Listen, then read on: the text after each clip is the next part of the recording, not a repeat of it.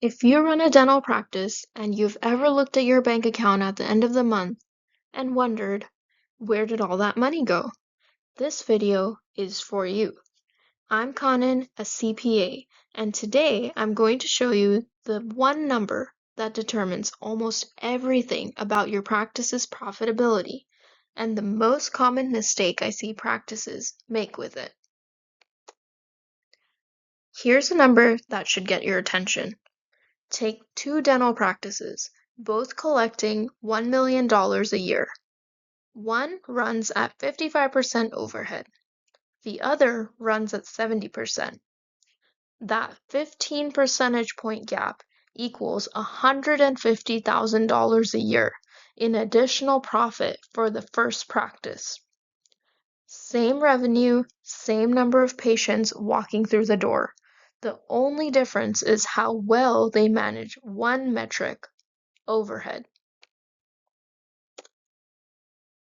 Let's make sure we're on the same page about what overhead actually means.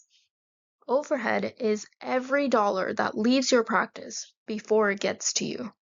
Staff payroll, dental supplies, lab fees, rent, equipment payments, software subscriptions, insurance, marketing, all of it. It does not include what you pay yourself. The formula is simple. Total overhead expenses divided by total collections times 100. That gives you your overhead percentage. So what's a healthy number?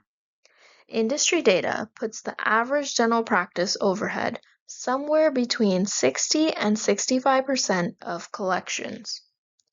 The best run practices get that down to 55% or even lower. If you're sitting above 70%, that's a clear signal something needs attention.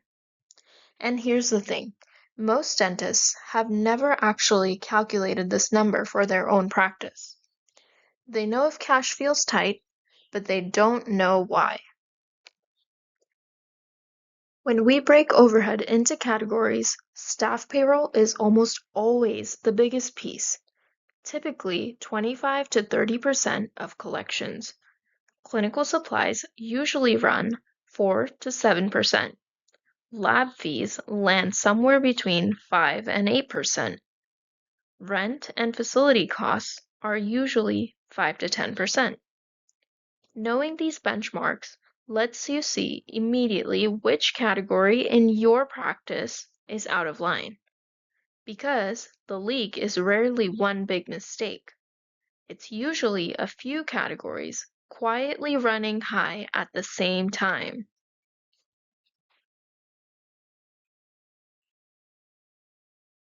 So here's the number one mistake I see, and it's not really about overspending in any one category. It's about timing.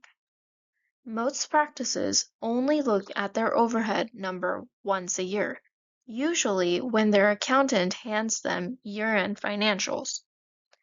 By then, a problem that started in March has been quietly bleeding cash for 9 months. The fix is straightforward. Calculate your overhead percentage every single month, broken out by category. When you do this, you catch a supply cost creeping up or a staffing pattern that's out of line within 30 days, not 9 months later when the damage is already done. Let me make this concrete. Say your supply costs quietly creep from 6% of collections up to 9%, maybe from panic ordering when you run low or not tracking vendor pricing closely. On a practice collecting $1 million a year, that 3% difference is $30,000 every year. Most practices don't even notice this happening because nobody's watching the number monthly. So here's what I want you to walk away with. 3 honest questions.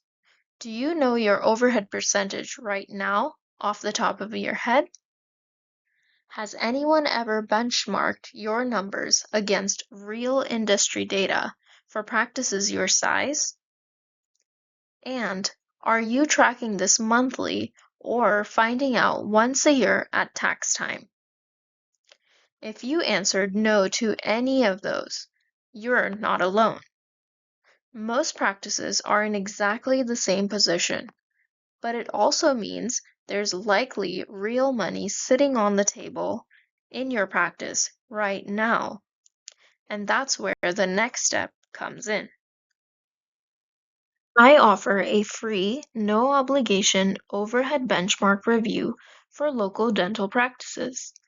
I take your numbers, run them against current industry data, and show you in real dollars where your practice stands and where the opportunities are.